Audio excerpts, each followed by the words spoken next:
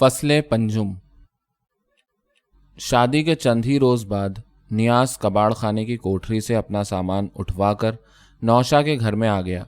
उसने मकान की असरे नौ मरम्मत कराई, अपनी रिहाइश के लिए एक अलहदा कमरा बनवाया, दीवारों पर प्लास्टर करवाया, दरवाज़ों और खिड़कियों पर रोगन फिरवाया। वो मकान जो कभी खंडर की तरह बोसीदा नजर आता था, अब दुल्हन की तरह सजा हुआ लगता था। सुल्ताना के साथ उसका रवैया बहुत संभला हुआ था। वो उससे बहुत कम बात करता और कभी उस कमरे में नहीं गया जिसमें सुल्ताना और अन्नू रहते थे। यूं कारोबार से उसका जिस कदर भी वक्त बचता वो घर पर ही गुजरता था। वो आम तौर से कमरे के अंदर बैठा बीवी से दुनिया जहान की बातें किया करता। अक्सर बीवी को बाजार लेकर जाता और सामान से लदा फंदा लौटता। 2 बार वो उसको सिनेमा दिखाने भी ले गया। रात को वो जब भी दुकान से वापस आता तो ऐसा कभी नहीं हुआ कि वो खाली हाथ आया हो। हमेशा फल, मिठाई या कुछ और खाने पीने का सामान लेकर घर में दाखिल होता। रोज़ाना शाम को गुलफरोश दरवाजे पर आवाज़ देकर महकते हुए गजरे और हार दे जाता। ये बड़े हंसी खुशी के दिन थे। घर भर में हर वक्त गहमा गहमी रहती। सबसे ज़्यादा मसरूर सुल्ताना की माँ थी। उसके रुखसार निखर कर गुलाबी पड़ते जा रहे थे, आंखों में निराली चमक दमक थी। शाम को जब वो बन ठन के बैठती तो इत्र और फूलों के गजरों से उसका जिस्म महकने लगता। उस पर एक नई फबन आ जाती। वो बड़ी सदाबहार औरत थी। देखने वालों को उस पर और सुल्ताना पर छोटी बड़ी बहनों का गुमान होता। लेकिन माँ जिस कदर शादमा नजर आती, सुल्ताना उसी कदर बुझी बुझी और अफसुर्दा नजर आती। उसमें दोशीज़गी का जो अल्हड़पन था, उस पर एक उकता देने वाली खामोशी छाती जा रही थी। वो बहुत कम बातचीत करती, आमतौर पर थकी हुई सी कमरे के अंदर पड़ी रहती। सितंबर की एक शाम का जिक्र है जब माँ नियाज के साथ सिनेमा देखने गई थी। अन्नू भी जिद करके उनके साथ लग गया था। वो घर में तन्हा थी और निढाल सी बावर्ची खाने में बैठी थी। चूल्हे के अंदर लकड़ियां जल रही थीं, आग के नारंगी शोले उभर रहे थे। बाहर रात का अंधेरा फैल चुका था। शीशम के दरख्त से जर्द जर्द पत्ते टूट टूट कर आंगन में गिर रहे थे। हवा चलती तो बिखरे हुए पत्ते खड़खड़ाने लगते। बड़ी पुरस्रार सी आहट पैदा होती। इन्हीं आहटों में मिली जुली एक आवाज़ दरवाजे पर उभरी।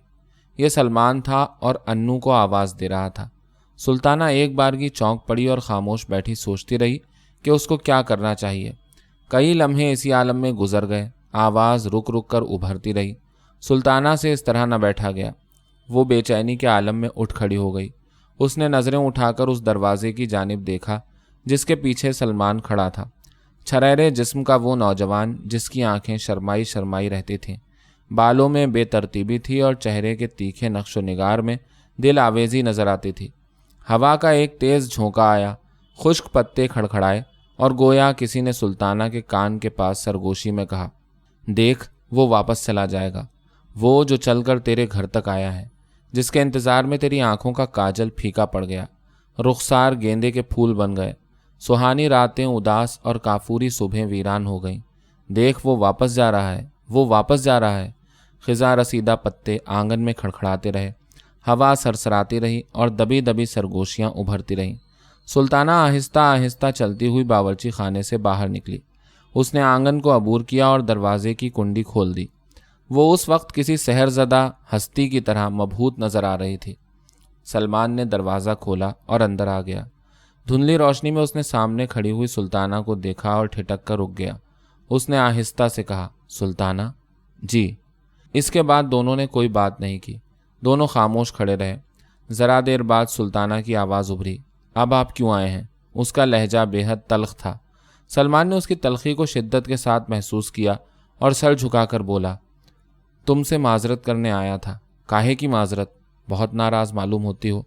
सुल्ताना ने उसकी बात का कोई जवाब नहीं दिया, खामोश खड़ी रही। सलमान आहिस्ता आहिस्ता कहने लगा, सुल्ताना, मैं तुमसे कुछ भी छुपाना नहीं चाहता। आज मैं तुमसे सब कुछ साफ साफ बता देना चाहता हूँ। बात यह है, उस रात जब मैं तुम्हारे घर से निकल कर गया तो मेरे पास फूटी कौड़ी तक नहीं थी, और ये तो तुम जानती हो कि ऐसी हालत में मैं तुमको कैसे अपने हमराह ले जाता। उस रात मैं अपने हर दोस्त और शनासा के पास गया, मगर कोई भी मेरे आड़े वक्त पर काम ना आया। मेरे पास कोई ऐसी चीज़ भी नहीं थी जिसको बेचकर कुछ रकम मुहैया कर लेता। उस रोज़ मैं तमाम रात पागलों की तरह सड़कों पर घूमता रहा। तुम्हें किस तरह बताऊं कि उस रात मुझ पर क्या बीती। सुल्ताना इस इंकिशाफ पर चौंक पड़ी। उसने निगाहें उठाकर सलमान को देखा, जो दरवाजे की जानिब पीठ किए खड़ा था और बहुत मध्यम लहजे में बोल रहा था। उसकी आंखों में बला का कर्ब था और चेहरे पर दुख का साया फैला हुआ था। सुल्ताना ने कोई मुदाखलत नहीं की, चुपचाप उसकी बातें सुनती रही। सलमान कहता रहा, शायद तुम्हें नहीं मालूम कि मैं एक अरसे से परेशानियों में घिरा हुआ हूँ। अब्बा जान ने मुझको खर्चा भेजना बंद कर दिया है। मेरी तालीम भी अधूरी रह गई, वरना मैं इस साल ग्रेजुएट हो जाता। मुलाजमत तलाश कर रहा हूँ, वो अभी तक मिली नहीं। वो उस वक्त अपनी ज़िंदगी पर से हर पर्दा उठा देना चाहता था, हर बात कह देना चाहता था। ज़िंदगी मेरे लिए अजाब बन गई है और इस अजाब में मैं तुमको शरीक करना ना चाहता था।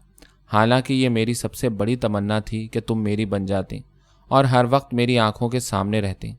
सलमान ने गहरी सांस भरी और उसका चेहरा और भी ज़्यादा उदास हो गया। सुल्ताना को उसकी बातों से सदमा पहुंचा। वो लरज लरज उठी। इजहार हमदर्दी के तौर पर उसने कहा, तो फिर आप अपने घर क्यों नहीं चले जाते? वो कहने लगा, नहीं सुल्ताना, अब मैं वहाँ नहीं जाऊँगा। ज़िंदगी में बहुत सी ठोकरें खाने के बाद अब मैंने तहैया कर लिया है कि किसी की उंगली पकड़कर चलने के बजाय अपने कदमों पर खड़े होने की कोशिश करूँगा। ये अहद मैंने उसी रात किया था। वो रात मेरी ज़िंदगी की बड़ी अजीब रात थी।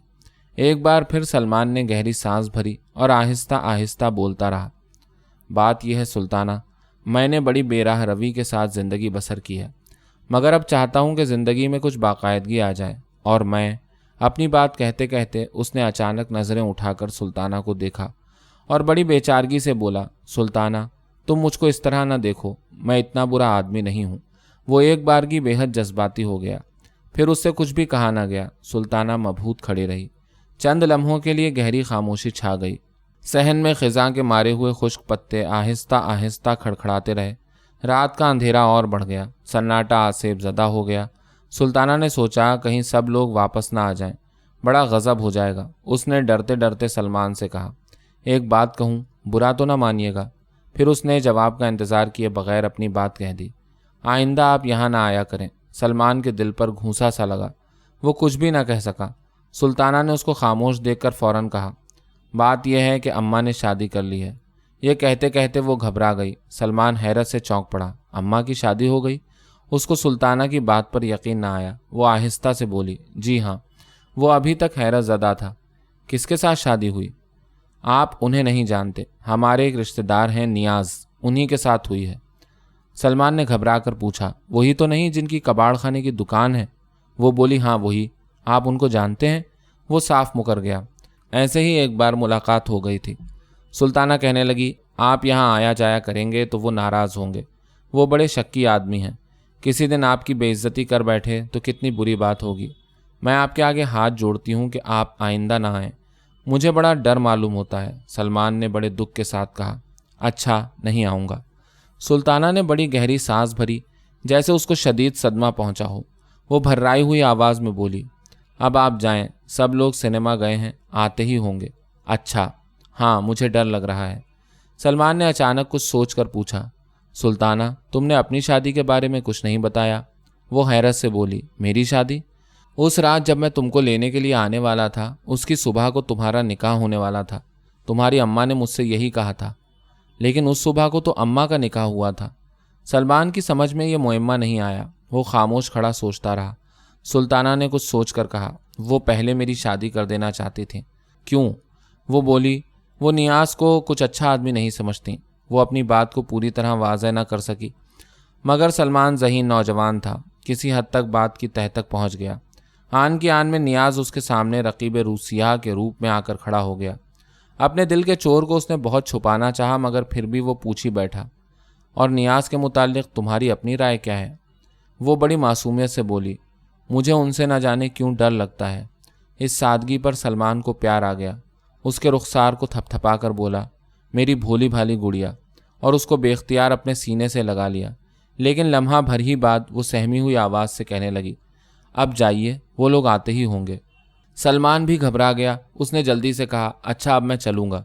तुम जब भी किसी परेशानी में हो, अन्नू के ज़रिए मुझको अपना पैगाम भिजवा देना। मेरा ख्याल है कि तुम उससे ये काम ले सकती हो। वो बोली, कहीं वो किसी से कुछ कह ना दे, उससे डर लगता है। نہیں، تم اس کو سمجھا دینا۔ اچھی بات ہے، سلمان نے دروازے کی جانب مڑتے ہوئے کہا۔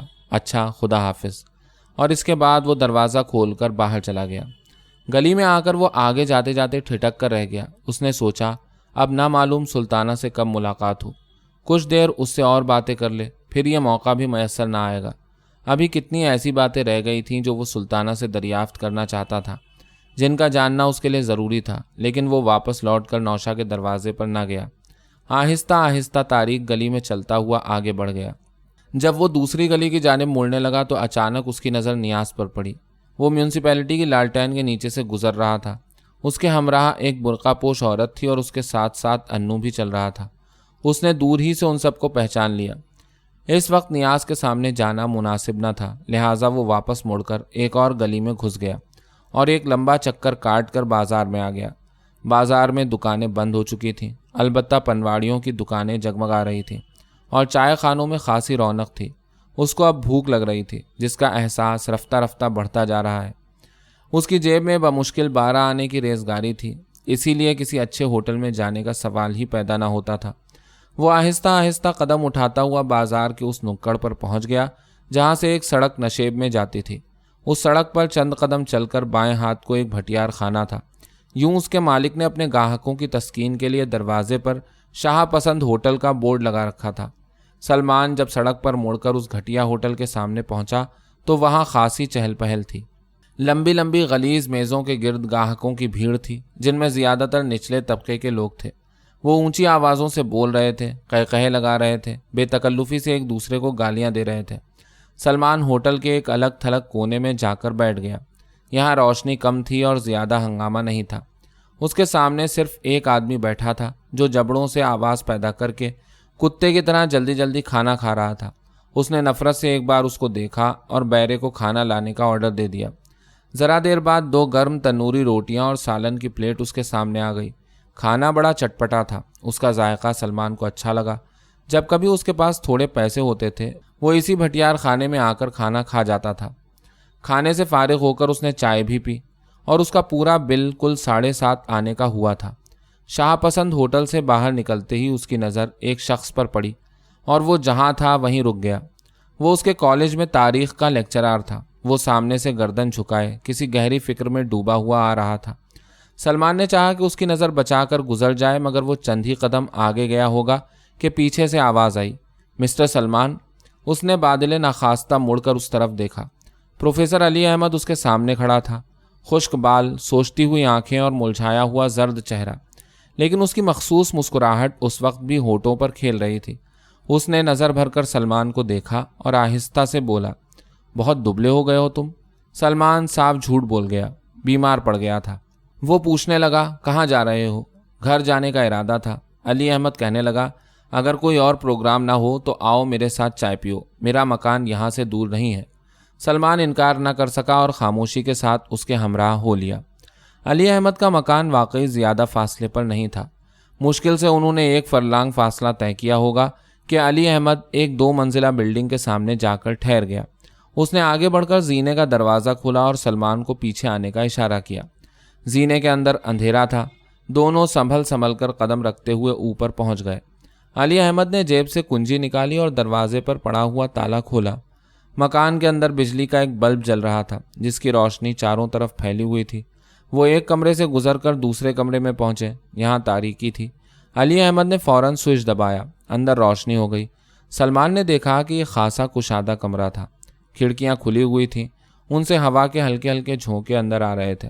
کمرے میں معمولی سا فرنیچر تھا، بیت کا بنا ہوا سستے قسم کا صوفہ، 3-4 کرسیاں، ایک آفس ٹیبل اور اس کے برابر کتابوں کی الماری۔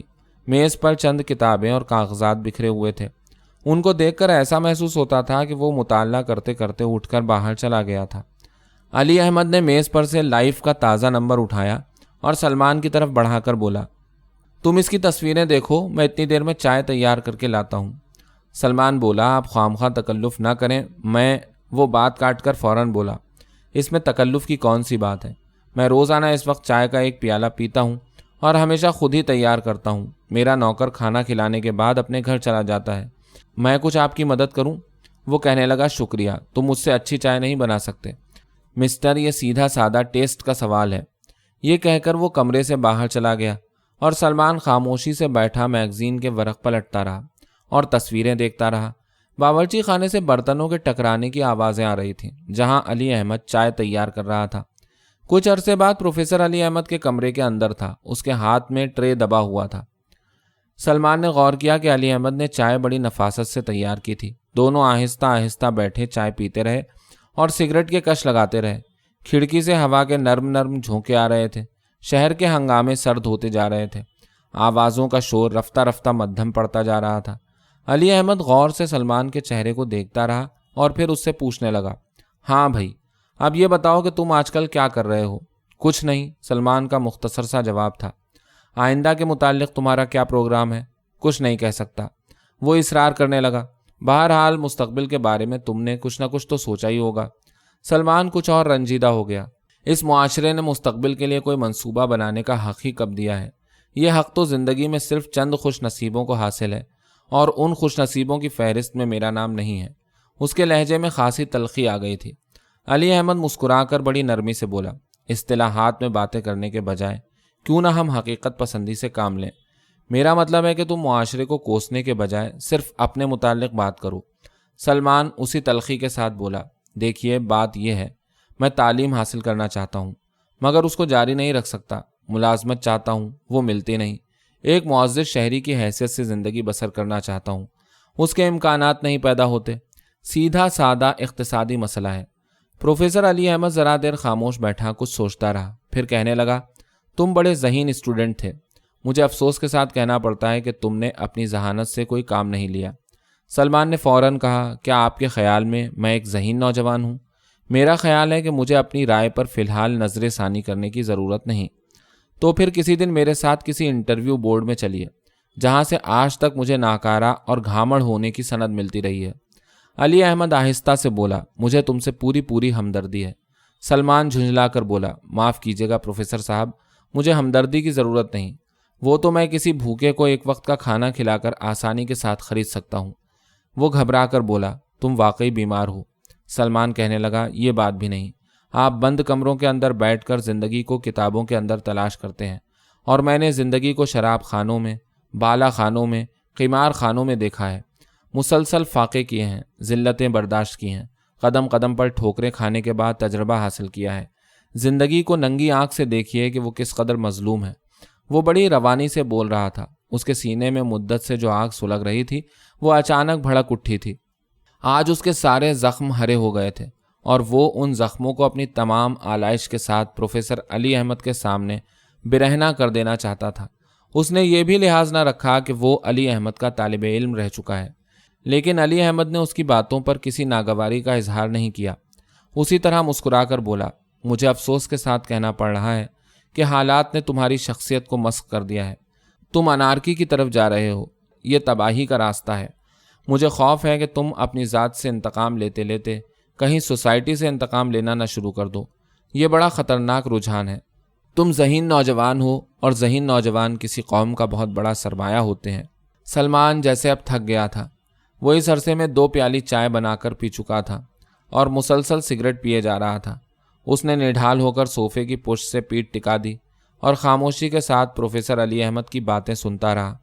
علی احمد چند لمحے توقف کرنے کے بعد بولا، تم مجھے اپنا کچھ وقت دے سکتے ہو؟ سلمان بولا، میرے پاس وقت کا کوئی مصرف نہیں، جتنا وقت چاہیں دے سکتا ہوں۔ پرسوں شام کو تم میرے پاس آ جاؤ، میں تم کو ایک جگہ لے چلوں گا۔ سلمان نے پوچھا، کوئی خاص پروگرام ہے؟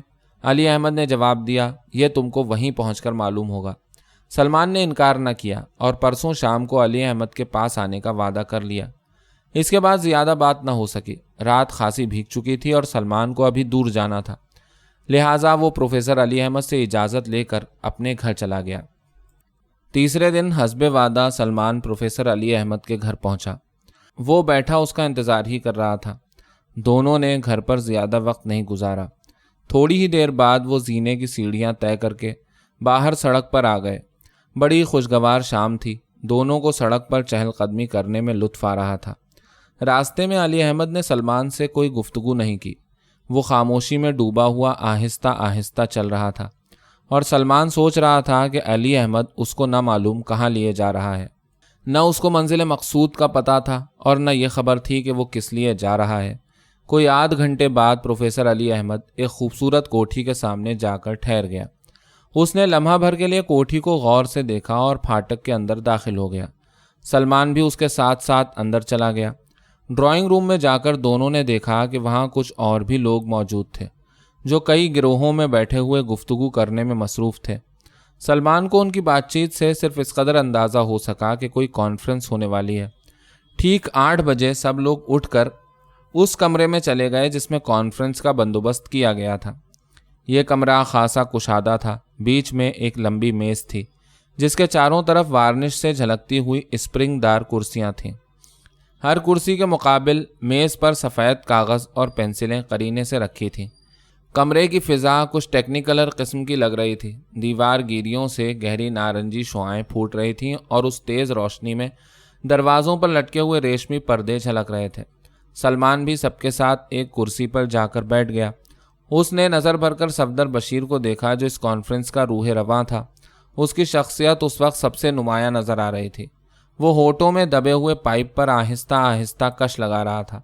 وہ چھریرے جسم کا طویل قامت نوجوان تھا اور وضاقتہ سے اچھا خاصا انٹلیکچوئل لگتا تھا۔ اس کے علاوہ کمرے میں 8 اور نوجوان موجود تھے۔ 3 بے روزگار گریجویٹ، سرکاری اسپتال کا ایک معطل ڈاکٹر، گورنمنٹ کالج کا ایک جونیئر لیکچرار یعنی علی احمد، ایک کم تنخواہ پانے والا کلرک اور 2 ایم اے کے طالب علم بھی ان میں شامل تھے۔ ان کے چہروں پر دھندلی دھندلی لکیروں کا جال بکھرا تھا اور آنکھوں کی گہرائی میں بجھتے ہوئے چراغوں کی سی جھلملاہٹ تھی۔ صفدر بشیر لندن سے پچھلے ماہ واپس آیا تھا۔ وہ کیمبرج میں معاشیات کا طالب علم تھا۔ اچانک اس کے گھر سے ایک روز کیبل آیا جس میں اس کے باپ کے انتقال کی اطلاع تھی۔ ان کی موت حرکت قلب بند ہو جانے کے باعث واقع ہوئی تھی۔ سارا پروگرام ادھورا چھوڑ کر اس کو واپس آنا پڑا۔ باپ نے ترکے میں کئی لاکھ کی جائیداد چھوڑی تھی جو اس کے 4 بھائی بہنوں میں تقسیم ہو گئی اور اس طرح ایک کوٹھی کے علاوہ 80,000 سے زائد روپیہ اس کے ہاتھ آ گیا۔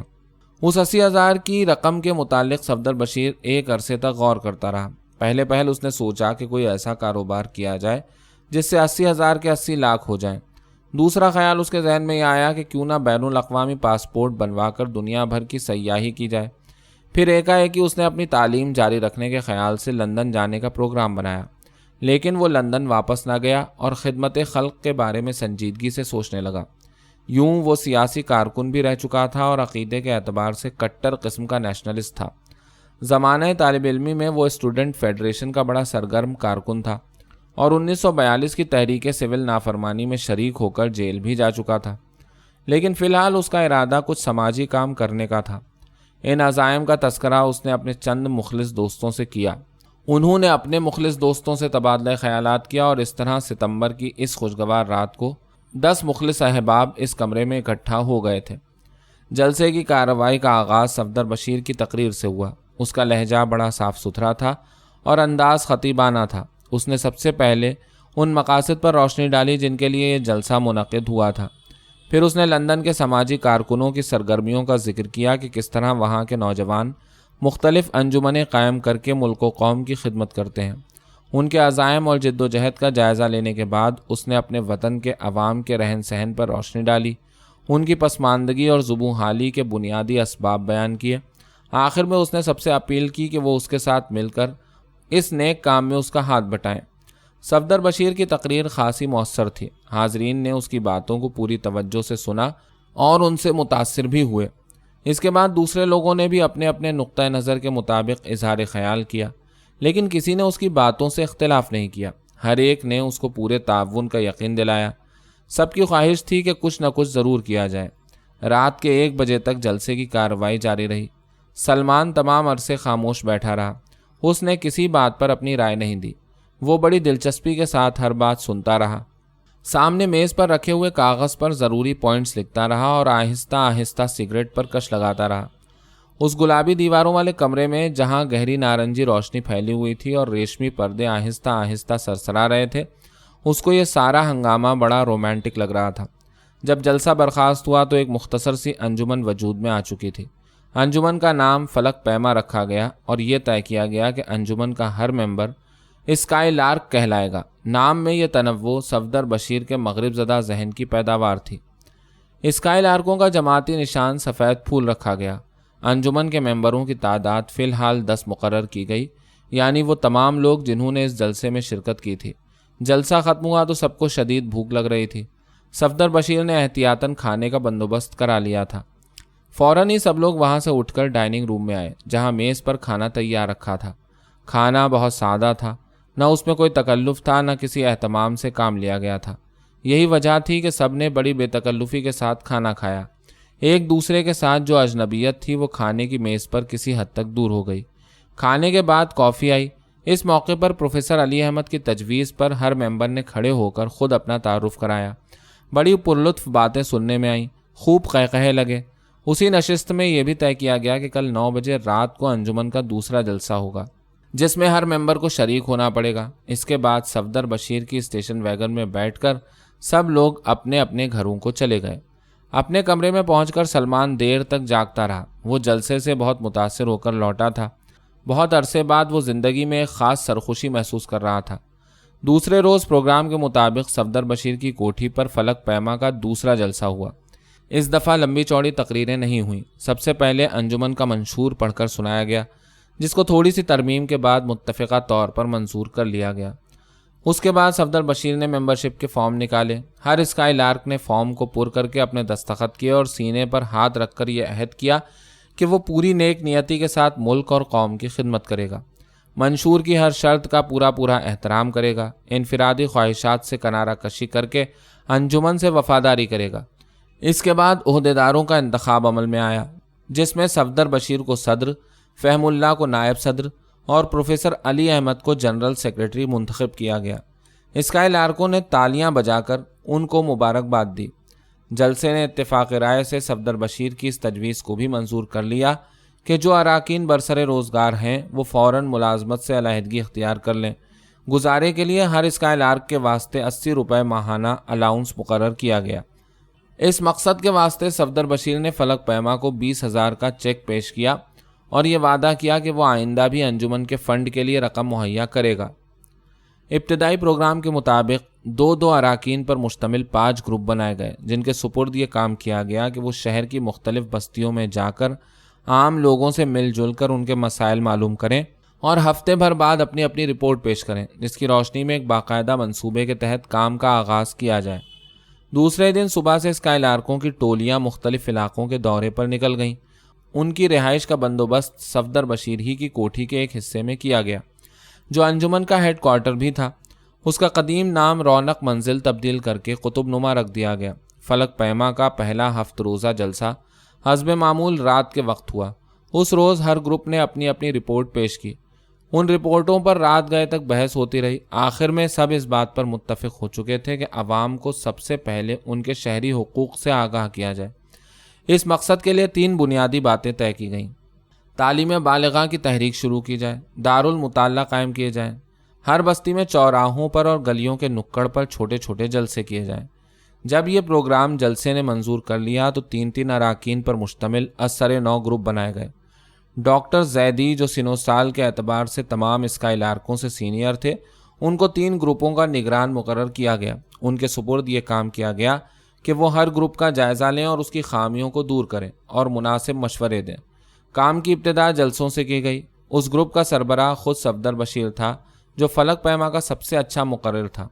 بات کہنے کا اس کو بخوبی سلیقہ تھا اور اس ڈھنگ سے کہتا تھا کہ لوگ اس کی باتیں دلچسپی اور توجہ کے ساتھ سنتے تھے۔ اس نے اپنی سیدھی سادی اور دلنشین تقریروں سے جلد ہی کام کرنے کی فضا پیدا کر لی۔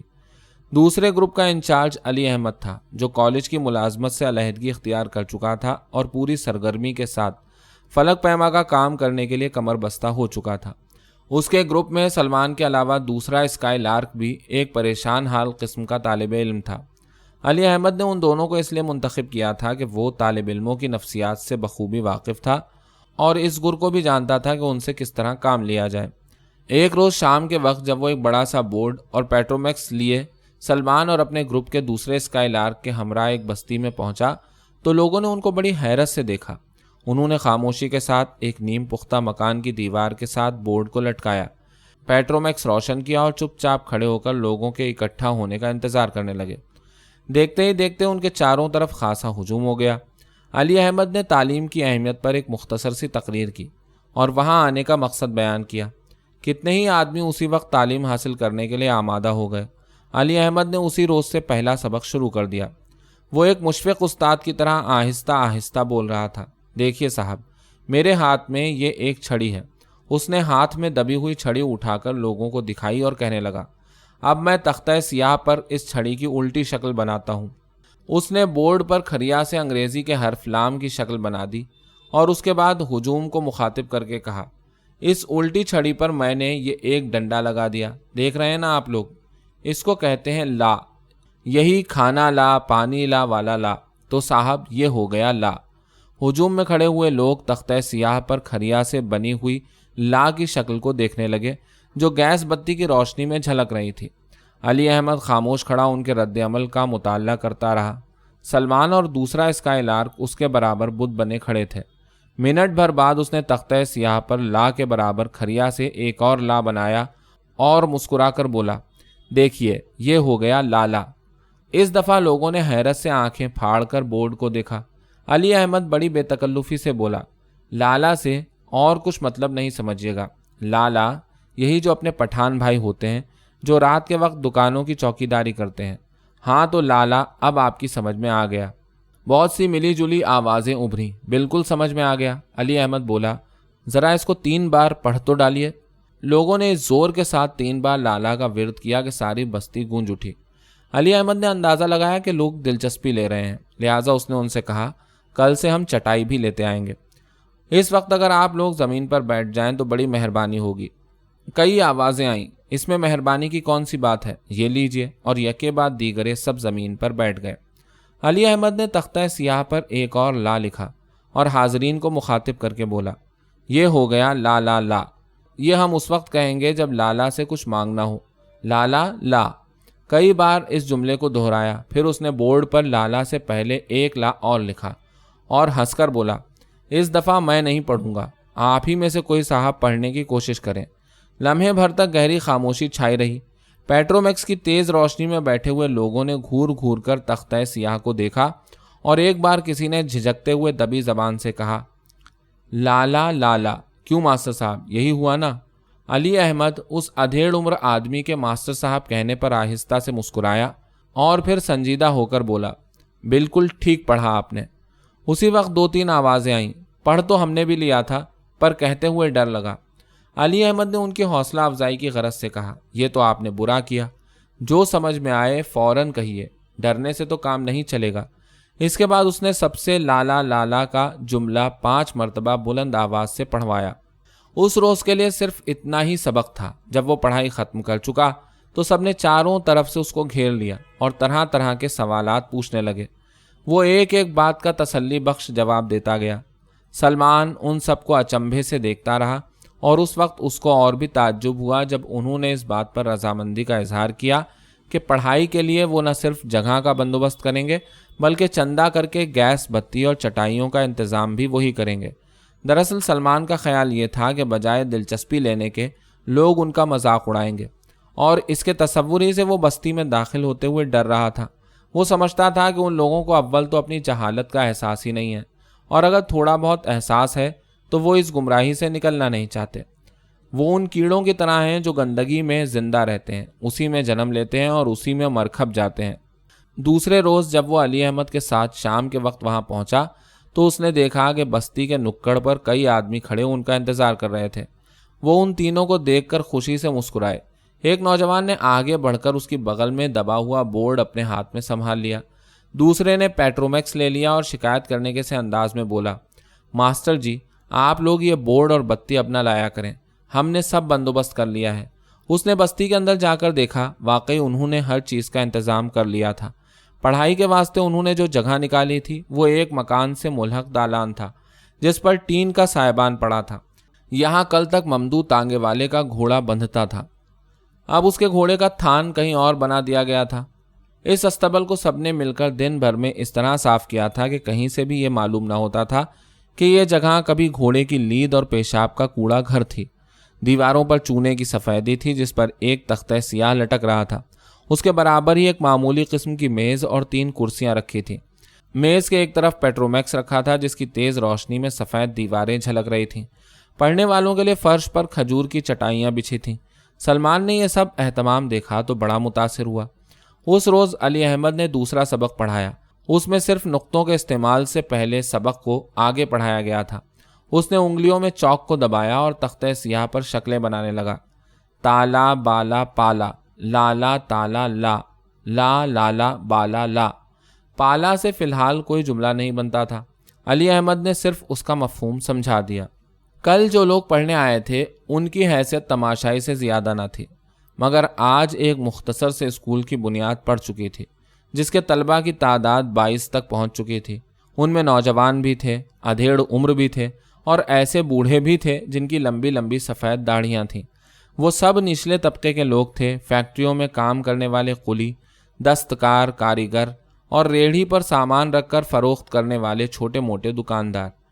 3 ہی 4 دن میں طلبہ کی تعداد بڑھ کر 40 تک پہنچ گئی۔ ابھی یہ تعداد اور بڑھتی، مگر علی احمد نے مزید طلبہ کو شامل کرنے سے انکار کر دیا۔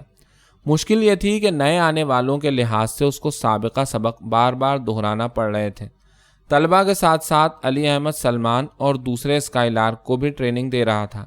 وہ ان کو دن کے وقت ہیڈ کوارٹر میں طریقہ تعلیم پر لیکچر دیتا اور شام کو عملی تربیت کے لیے بستی کے اسکول میں لے جاتا اور باری باری ان کو سبق پڑھانے کا موقع بھی دیتا۔ ہفتے بھر بعد وہ اس قابل ہو گئے کہ علی احمد نے قریب کی بستیوں میں ان دونوں کو بھی پڑھائی پر لگا دیا۔ یہ دونوں اسکول ان بستیوں کے لوگوں نے موجودہ اسکول سے متاثر ہو کر کھولے تھے اور علی احمد کے پاس وفد کی صورت میں آ کر درخواست کی تھی کہ وہاں بھی تعلیم بالغان کا سلسلہ شروع کر دیا جائے۔ سلمان بڑی تندہی کے ساتھ فلک پیما کی سرگرمیوں میں حصہ لے رہا تھا۔ وہ روزانہ شام کو مقررہ وقت پر پڑھانے کے لیے جاتا اور پوری توجہ کے ساتھ اسکول کے طلبہ کو روزانہ سبق دیتا۔ اس کام میں اب اس کو ایک خاص لطف ملتا تھا۔ یہ وہی احساس تھا جو انسان میں ایثار کا جذبہ بیدار کر دیتا ہے۔ جس روز عدالت سے نوشا کی سزا کا حکم سنایا گیا تھا اسی روز انشورنس کمپنی کے ایگریمنٹ فارم پر اس کی ماں کے دستخط ہوئے۔ نیاز نے پالیسی کی پہلی قسط ادا کی اور اس کی اہلیہ یعنی نوشا کی ماں کی زندگی کا 50,000 کا بیمہ ہو گیا۔ کمپنی کے دفتر سے لوٹتے وقت دونوں بہت مسرور نظر آ رہے تھے۔ نوشا کی ماں سوچ رہی تھی کہ عقد ثانی کر کے اس نے غلطی نہیں کی۔ اس دفعہ بھی اس کو چاہنے والا شوہر ملا تھا جو ہر طرح اس کی بہتری کا خواہاں تھا، ہر طرح کی ناز برداری کرتا تھا۔ اس کی دونوں اولادیں اطمینان سے زندگی بسر کر رہی تھیں۔ انو دودھ پی پی کر خوب موٹا ہو گیا تھا، اس کے گال سرخ پڑ گئے تھے۔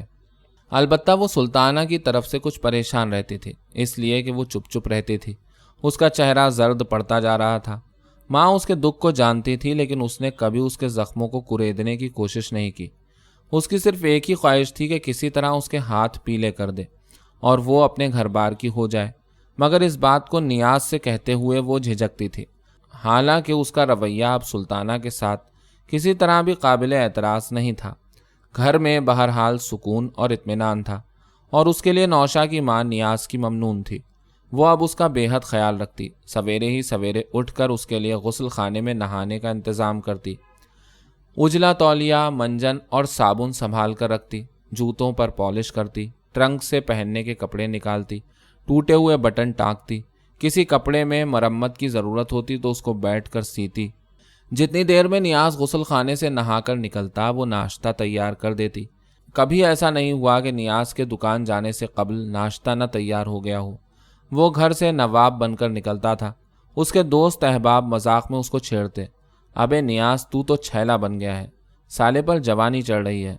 اور یہ واقعہ ہے کہ اب اس کا رنگ بھی نکھر گیا تھا اور چال ڈھال میں نرالی سج دھج پیدا ہو گئی تھی۔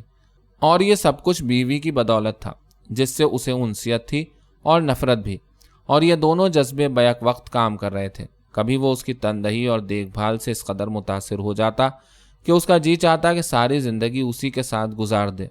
اس کو عورت کی ضرورت تھی جس نے اس کی زندگی کو بہت حد تک سنوار دیا تھا، لیکن اس میں 50,000 روپے کا نقصان تھا اور اتنی بڑی رقم وہ کسی قیمت پر چھوڑنا نہیں چاہتا تھا۔ اس 50,000 کے لیے اس نے یہ سب کچھ کیا تھا اور اس کے بلبوتے پر آئندہ کے لیے بڑے بڑے منصوبے تیار کیے تھے۔ اس کے علاوہ سلطانہ تھی وہ جب بھی اس کی بھرپور جوانی اور دلکش چہرے کو دیکھتا تو اس کے سینے میں الاؤ دہکنے لگتا۔ نیاز کا وقت اسی کشمکش میں گزر رہا تھا۔ شادی کرنے سے پہلے اس نے جو پروگرام بنایا تھا اس کے متعلق اب وہ تذبذب میں پڑ گیا تھا۔ اسے خود علم نہیں تھا کہ آئندہ وہ کیا کرے گا۔ وہ روزانہ دکان پر تنہائی میں اپنے منصوبے کو مکمل کرنے کا ارادہ کرتا، مگر جب گھر آتا تو سارے ارادے مکڑی کے جال کی طرح تار تار ہو جاتے۔ عام طور پر وہ رات کے 9 بجے تک گھر پہنچ جاتا تھا۔ جیسے ہی وہ دروازہ کھول کر اندر آتا، بیوی اٹھ کر دروازے پر آ جاتی اور مسکرا کر کہتی، بھائی آپ بڑی دیر لگا دیتے ہیں، سارا کھانا ٹھنڈا مٹی ہو گیا۔ وہ نیاز کے ہاتھوں میں دبا ہوا سامان لیتی۔ وہ کبھی خالی ہاتھ گھر میں نہیں آتا تھا، یہ اس کا روزانہ کا معمول تھا۔ اس کو کرسی پر بٹھا کر تولیے سے پیشانی اور گردن کا پسینہ پوچھتی، خود اپنے ہاتھ سے اس کا جوتا اتارتی اور پیروں کے نیچے چپل لا کر ڈال دیتی۔ اس کے بعد وہ اٹھ کر منہ ہاتھ دھونے کے لیے باہر بنے ہوئے چبوترے پر جاتا۔ وہاں لوٹے میں پانی اور صابن دانی موجود ہوتی۔ بیوی باورچی خانے میں جا کر کھانا گرم کرتی۔ نیاز کو میٹھی چیزوں سے رغبت تھی، اس لیے وہ بلا ناغہ کوئی نہ کوئی ایسی چیز ضرور تیار کرتی۔ دونوں ایک ساتھ بیٹھ کر کھانا کھاتے۔ سلطانہ اور انو عام طور پر سر شام ہی کھانا کھا کر اپنے اپنے بستروں پر سونے چلے جاتے تھے۔ نیاز مزہ لے لے کر کھانا کھاتا اور سوچتا جاتا، ابے نیاز کباڑی ہے، اس عورت نے تو تیرے 4 چاند لگا دیے۔ بیٹا ایسے عیش تو تم نے باپ کے زمانے میں بھی نہیں کیے ہوں گے۔ انہی دنوں ایک حادثہ پیش آ گیا۔ ایک روز کوئی 11 بجے دن میں نیاز کسی ضرورت سے دکان سے اٹھ کر گھر آیا۔ اس وقت سلطانہ گھر میں اکیلی تھی۔ اس کی ماں کسی رشتہ دار کے گھر گئی ہوئی تھی۔ عام طور پر اب وہ کہیں آتی جاتی نہیں تھی۔ اس دن محض اتفاق تھا کہ وہ گھر پر سلطانہ کو تنہا چھوڑ کر چلی گئی۔ نیاز نے پہلے تو بیوی کو تلاش کیا۔ جب وہ کہیں نظر نہ آئی تو وہ سلطانہ کے پاس آیا۔ وہ پلنگ پر گمسم بیٹھی تھی۔ نیاز اس کی پشت پر جا کر کھڑا ہو گیا اور اس سے پوچھنے لگا، سلطانہ تمہاری اماں کہاں ہیں؟ وہ آہستہ سے بولی، خالہ دلبری کے یہاں گئی ہیں، آتی ہی ہوں گی۔ نیاز کچھ کہنے ہی جا رہا تھا کہ اچانک اس کی نظر سلطانہ کی پیٹھ پر پڑ گئی۔ اس کا کرتا مسک گیا تھا اور اندر سے اس کی گوری گوری جلد جھلک رہی تھی۔ نیاز ایک بارگی بے قابو ہو گیا۔ ذرا دیر تک سانس رو کے اس کی نرم نرم جلد کو دیکھتا رہا، پھر اس سے بولا، تم چپ چپ کیوں بیٹھی ہو؟ وہ بولی، سر میں درد ہو رہا ہے۔ یہ بات اس نے محض ٹالنے کے لیے کہی تھی۔ نیاز مسکرا کر بولا، لاؤ تمہارا سر دبا دوں۔ یہ کہہ کر اس نے اپنے دونوں ہاتھ اس کے سر پر رکھ دیے۔ سلطانہ سر سے پیر تک کانپ اٹھی۔ اس نے اپنے بدن کو سمیٹا اور ایک طرف کھسک کر بولی، آپ تکلیف نہ کریں، ٹھیک ہو جائے گا۔ وہ کھسیانی ہنسی ہنس کر بولا، تم مجھ سے اس قدر کترانے کیوں لگی ہو؟ وہ اس کی اس بات کا کیا جواب دیتی؟ خاموش بیٹھی رہی۔ نیاز نے اصرار کیا، بولو کیا بات ہے؟ کاہے کے لیے؟ یہی کہ تم مجھ سے دور دور رہتی ہو۔ سلطانہ کو غصہ تو بہت آیا، لیکن وہ صرف اس قدر کہہ سکی، کیا مطلب؟ یہی کہ تم مجھ سے کچھ ناراض ہو، نہیں تو آپ کو وہم ہو گیا ہے۔ نیاز نے اس کی بات کا کوئی جواب نہیں دیا۔ وہ خاموش کھڑا اس کو دیکھتا رہا۔ پھر ایک بارگی وہ بے حد جذباتی ہو گیا۔ اس نے جھک کر بے اختیار سلطانہ کے رخسار کو چوم لیا۔ وہ ایک جھٹکے کے ساتھ پلنگ سے نیچے اتر آئی۔ اپنی بڑی بڑی سیاہ آنکھوں سے گھور کر اس کو دیکھا۔ نیاز نے آگے بڑھنے کی کوشش کی تو اس نے نیاز کے منہ پر ایک زناٹے کا تھپڑ رسید کیا اور چیخ کر بولی، آپ کو شرم نہیں آتی؟ آئندہ ایسی حرکت کی تو اچھا نہیں ہوگا۔ وہ غصے سے بڑبڑاتی ہوئی کمرے کے اندر چلی گئی۔ لیکن نیاز نے معاملے کو برعکس سمجھنے کی کوشش کی۔ اس نے سوچا، سلطانہ اس لیے ناراض ہے کہ اس کے بجائے اس کی ماں سے اس نے شادی کیوں کی۔ وہ ذرا دیر تک چپ چاپ دالان کے اندر کھڑا رہا، پھر بوجھل قدموں سے چلتا ہوا گھر سے باہر چلا گیا۔ دکان پر جا کر اس نے طے کیا کہ اگر اس نے جلد ہی کچھ نہ کیا تو سلطانہ اس کے ہاتھ سے نکل جائے گی۔ رات کو جب وہ گھر واپس آیا تو دوپہر کے واقعے سے کسی قدر سہما ہوا تھا، مگر جب اس نے بیوی کے رویے میں ذرا بھی فرق نہ دیکھا تو اس نے سوچا کہ سلطانہ نے ماں سے اس کی اس حرکت کے متعلق کچھ نہیں کہا ہے۔ اس بات سے اس کے شک کو اور بھی تقویت پہنچی کہ سلطانہ کے دل میں ابھی تک اس کے لیے گنجائش ہے۔ اسی رات اس نے طے کیا کہ وہ کل ہی صبح ڈاکٹر موٹو سے ملے گا، لیکن وہ دوسرے دن ڈاکٹر موٹو سے نہ مل سکا۔ گھر سے نکلتے ہی سردار سے اس کی مٹ بھیڑ ہو گئی۔ وہ سانولے رنگ کا بڑا تیز ترار قسم کا آدمی تھا، لپنی کے راستے سامان اسمگل کر کے لاتا تھا۔ سردار ملتے ہی بولا، کچھ سودا وودا کرتے ہو؟ نیاز کا ایک بار پہلے بھی اس سے سابقہ پڑ چکا تھا، مگر وہ سودا ایک دلال کی معرفت ہوا تھا، اس لیے وہ ذرا سا ہچکچایا۔ سردار نے فوراً کہا، لے لو، نہیں تو بعد میں پچھتاؤ گے، اچھی رقم بن جائے گی۔ نیاز نے دریافت کیا، مال کس قسم کا ہے؟ سگریٹ ہے۔ سگریٹ کا سودا اس نے اس سے پہلے کبھی نہیں کیا تھا، لہٰذا وہ بولا، بھائی سگریٹ کا کام تو میں کرتا نہیں۔ سردار ہنس کر کہنے لگا، تم کاروبار میں ابھی کچھ دن مجھ سے ٹریننگ لو، تم کو بازار کا پتہ بھی ہے، آج کل شہر میں سگریٹ مل کہاں رہا ہے۔ نیاز نے سوچا کہ اگر سگریٹ کی شہر میں قلت ہے تب تو اچھی رقم نکل آئے گی۔ کہنے لگا، اچھا چلو مال دکھاؤ۔ سردار نے وہیں سے تانگا کیا اور اس میں سوار ہو کر دونوں ایک ہوٹل میں پہنچے۔ سردار وہیں ٹھہرا ہوا تھا۔ اس نے کمرے میں لے جا کر مال دکھایا۔ سگریٹ کے ٹن 5 ٹرنکوں میں بھرے ہوئے تھے۔ 2000 میں سودا طے ہو گیا۔ نیاز اس کو گھر لے کر آیا، بیوی سے رقم لی اور سردار کو 200 روپے بیانہ دے دیا۔ طے یہ ہوا کہ وہ مال رات کو لے کر خود اس کی دکان پر آئے گا اور بقیہ رقم لے جائے گا۔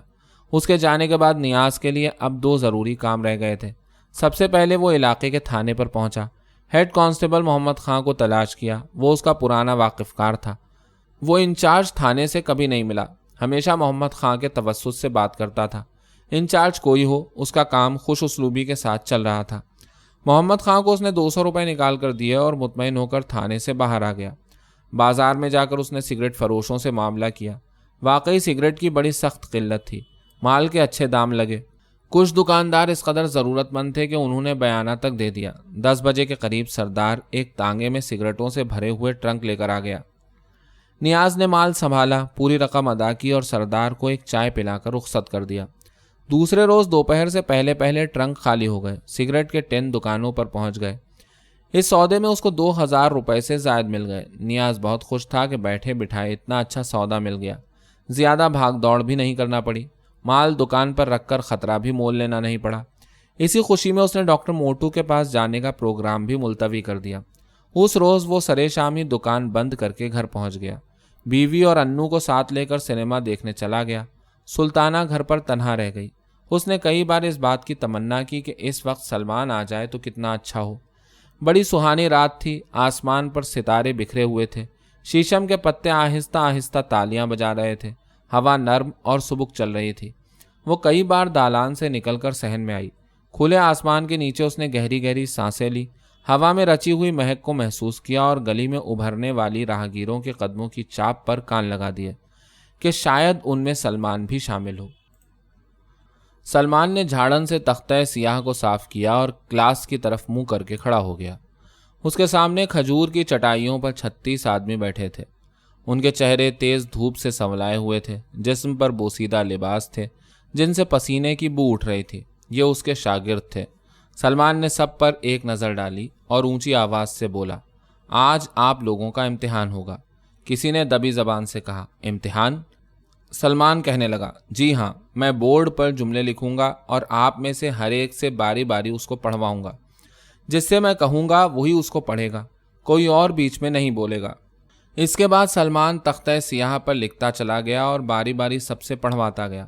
بعض نے ہر جملے کو فر پڑھ دیا، بعض کو کسی قدر دقت پیش آئی، مگر ہر شخص نے جملوں کو پڑھ ڈالا۔ اس کو بے حد خوشی ہوئی۔ ابھی پورا کورس ختم ہونے میں 13 سبق باقی تھے، مگر اس عرصے میں وہ اچھا خاصا پڑھ لینے کے قابل ہو گئے تھے۔ پھر ان میں ذوق و شوق بھی بہت تھا۔ اس امتحان میں بھی ہر ایک بڑھ چڑھ کر حصہ لے رہا تھا۔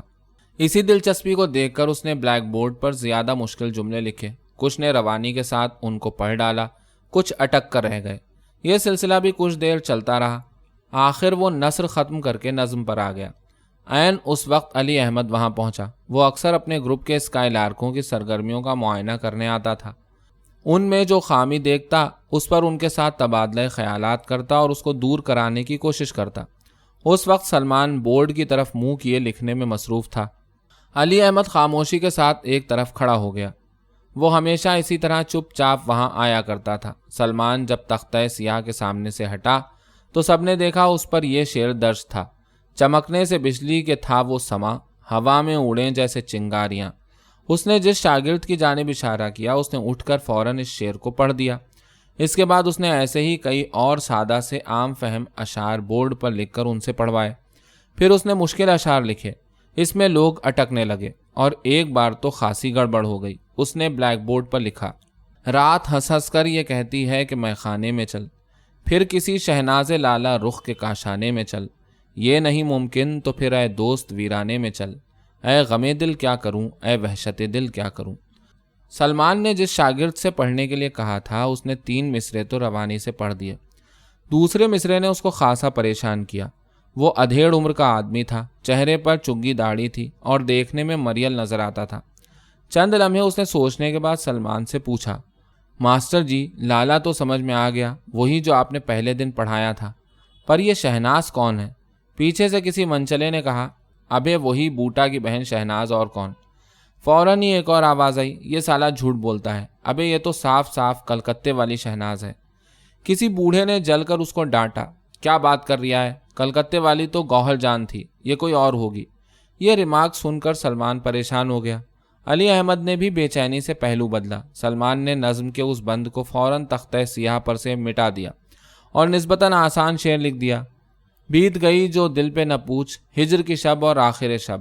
ابھی اس نے کسی کی طرف پڑھنے کا اشارہ بھی نہ کیا تھا کہ ایک نوجوان نے بڑی سادگی سے اٹھ کر اس سے کہا، ماسٹر جی، آخری شب کی یہ چھوٹ گئی ہے۔ یہ کہہ کر اس نے آس پاس بیٹھے ہوئے لوگوں کو اس طرح گردن اونچی کر کے دیکھا جیسے کہہ رہا ہو، ابے ہم تو ماسٹر جی کی بھی غلطیاں پکڑ لیتے ہیں۔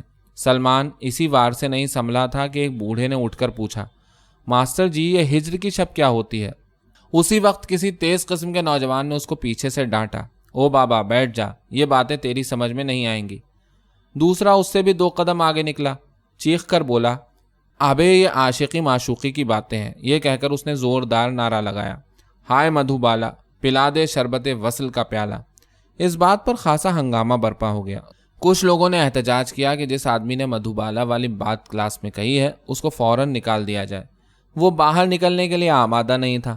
اس کی دلیل یہ تھی کہ میں نے تو صرف شعر پڑھا تھا، گالی نہیں بکی ہے۔ کچھ اس کے حمایتی بھی پیدا ہو گئے اور اس طرح 2 ٹولیاں بن گئیں جو ایک دوسرے کے خلاف شور مچانے لگیں۔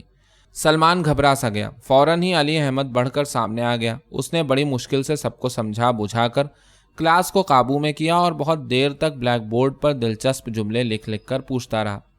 اس روز وہ دونوں دیر سے لوٹے۔ راستے میں علی احمد نے سلمان کو سمجھایا کہ جن لوگوں کو وہ پڑھاتا ہے ذہنی حیثیت سے وہ بہت پچھڑے ہوئے لوگ ہیں۔ انجمن کا کام فی الحال یہ ہے کہ ان کو پڑھنے لکھنے کے قابل بنا دیا جائے۔ ان کی ذہنی نشو و نما تو مطالعے سے ہوگی۔ پھر اس نے ہنس کر کہا، تمہارے رومانٹک موڈ نے کلاس بھر کو رومانٹک بنا دیا۔ سلمان یوں ہی شرمندہ ہو رہا تھا۔ اس جملے پر اور بھی شرمندہ ہو گیا۔ مدافعت میں اس سے کچھ بھی نہ کہا گیا۔ خاموشی کے ساتھ علی احمد کی بات سن لی۔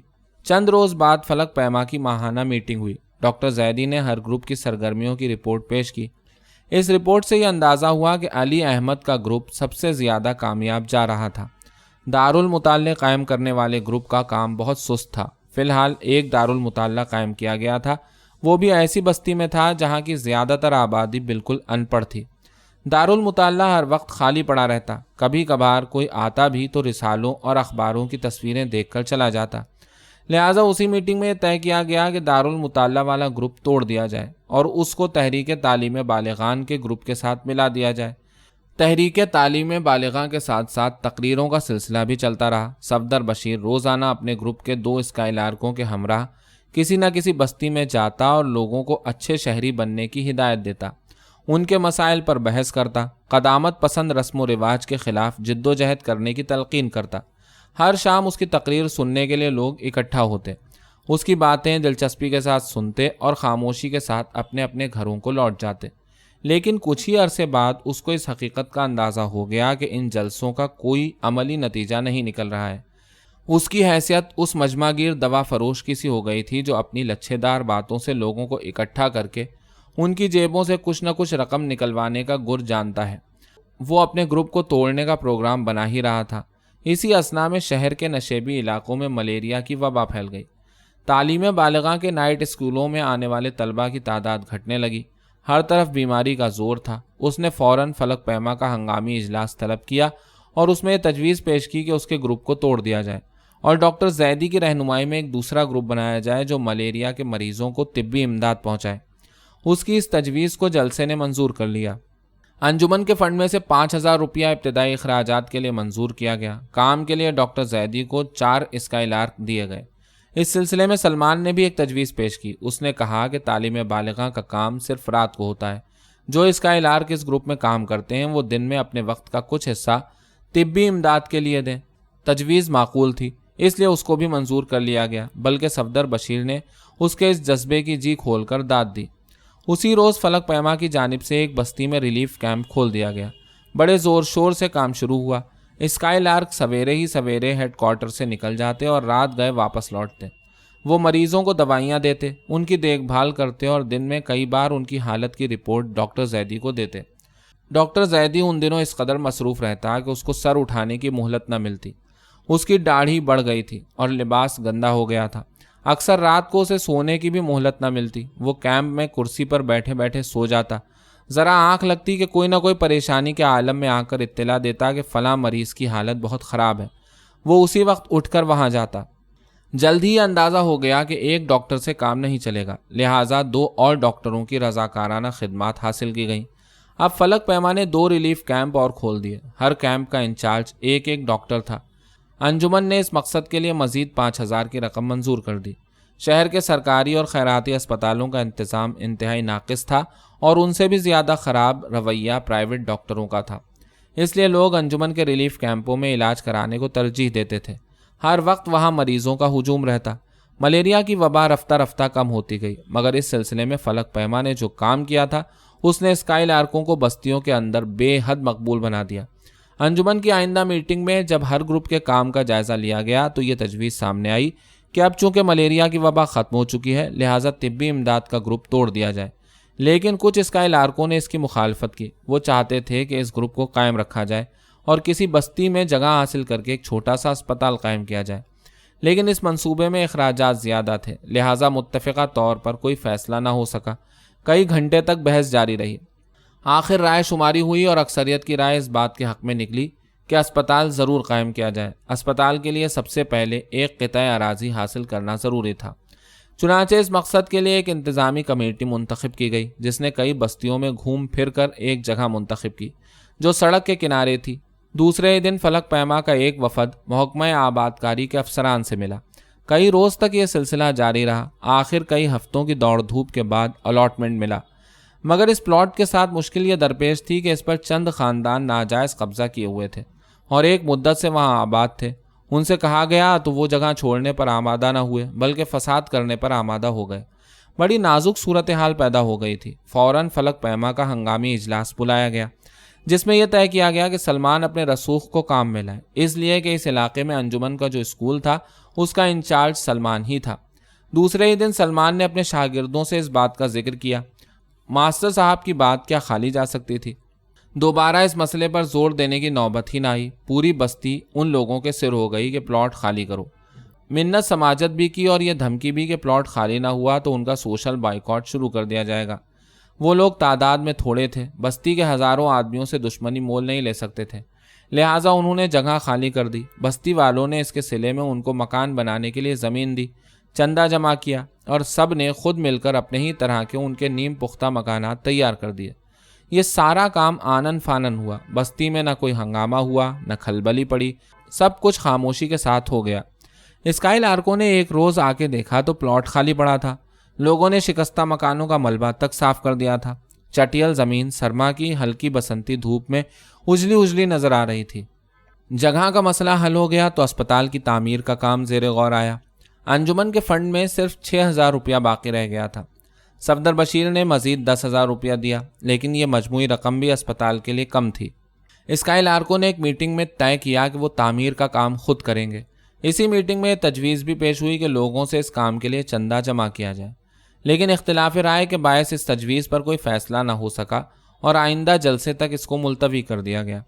البتہ اسکائی لارکوں کو اس بات کی اجازت دے دی گئی کہ وہ اپنے ملنے جلنے والوں سے مل کر اس امر کا اندازہ لگائیں کہ اگر چندے کی مہم شروع کی جائے تو اس کی کامیابی کے کس قدر امکانات ہو سکتے ہیں۔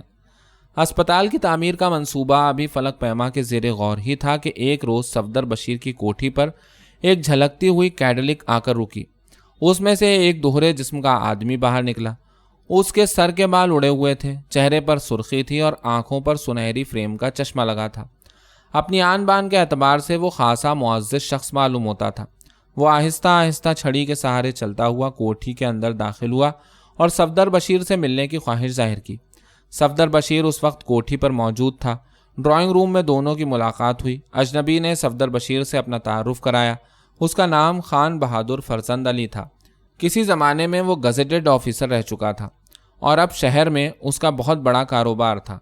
اس ملاقات کا مقصد اس نے یہ بتایا کہ وہ فلک پیما کی کچھ امداد کرنا چاہتا ہے۔ اس کے ساتھ ہی اس نے کچھ تجاویز بھی پیش کی۔ مسئلہ چونکہ اہم تھا لہٰذا سینئر اسکائی لارکوں سے مشورہ کرنا ضروری تھا۔ صفدر بشیر نے علی احمد، ڈاکٹر زیدی اور فہیم اللہ کو وہیں بلوا لیا اور ان کے سامنے خان بہادر فرزند علی کی امدادی پیشکش اور تجاویز کو پیش کیا۔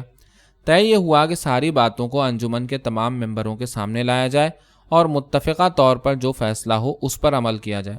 اس وقت سب اسکائی لارک ہیڈ کوارٹر پر موجود تھے، لہٰذا اسی وقت فلک پیما کا ہنگامی اجلاس طلب کیا گیا۔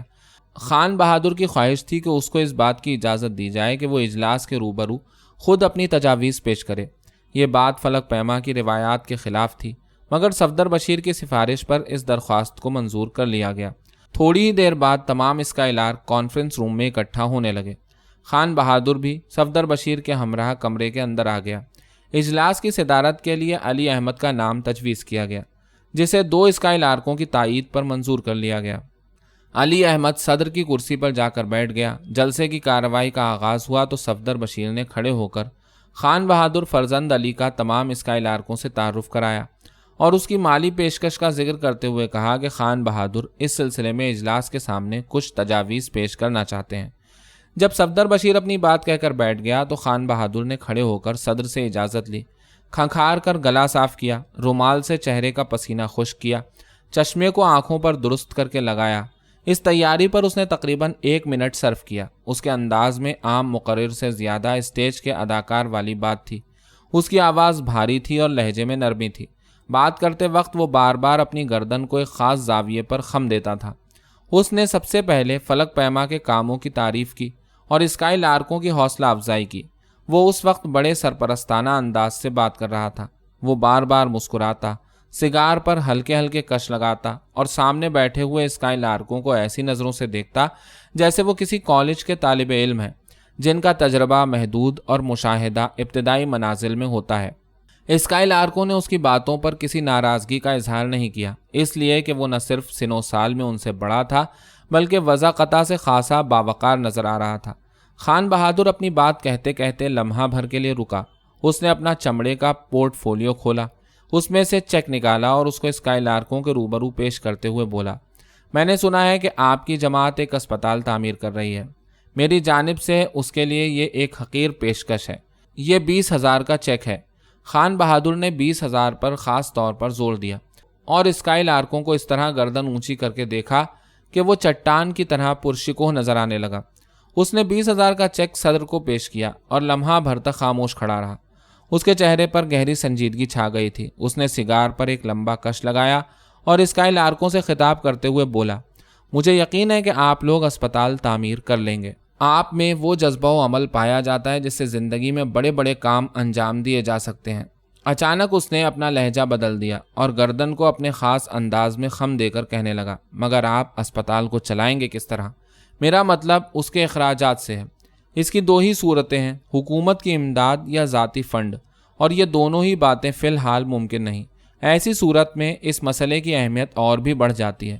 خان بہادر فرزند علی نے چند لمحے توقف کیا، سگار کے 2-4 کش لگائے، سامنے بیٹھے ہوئے اسکائی لارکوں پر ایک طائرانہ نظر ڈالی اور سلسلہ کلام جاری رکھتے ہوئے کہا، مجھے نہیں معلوم کہ آپ کی جماعت نے اس مسئلے پر کیا سوچا ہے، البتہ اس سلسلے میں میری ایک تجویز ہے۔ مجھے امید ہے کہ آپ لوگ اسے پسند کریں گے۔ بات بنیادی طور پر یہ ہے کہ اسپتال کے اخراجات کے لیے ایک مستقل آمدنی کا وسیلہ ہونا ضروری ہے۔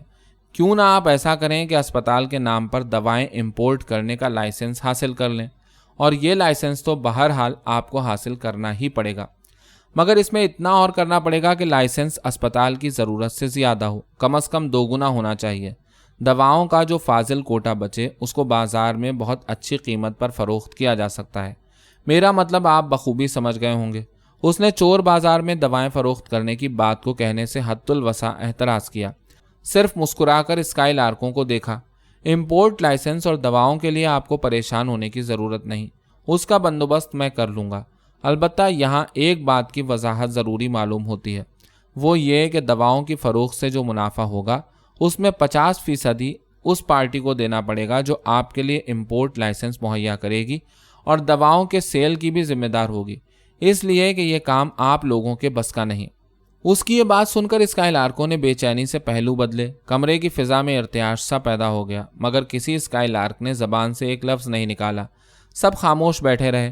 خان بہادر نے اس بدلی ہوئی فضا کو محسوس کیا اور بڑے مشفقانہ انداز سے کہنے لگا، ممکن ہے کہ آپ لوگ میری اس تجویز پر چونکیں کہ یہ شخص کیا بک رہا ہے، ہمیں بلیک مارکیٹنگ کی ترغیب دے رہا ہے۔ اس دفعہ وہ کھل کر ہنسا، ہے تو بھئی یہ بلیک مارکیٹنگ، مگر صاحب کبھی کبھی یہ بھی کرنا پڑتا ہے۔ سر سید مرحوم کو سب سے زیادہ چندہ طوائفوں سے ملا تھا۔ مولویوں نے بڑا شور مچایا کہ یہ حرام کی کمائی ہے، اس کا استعمال قطعی غیر شرعی ہے۔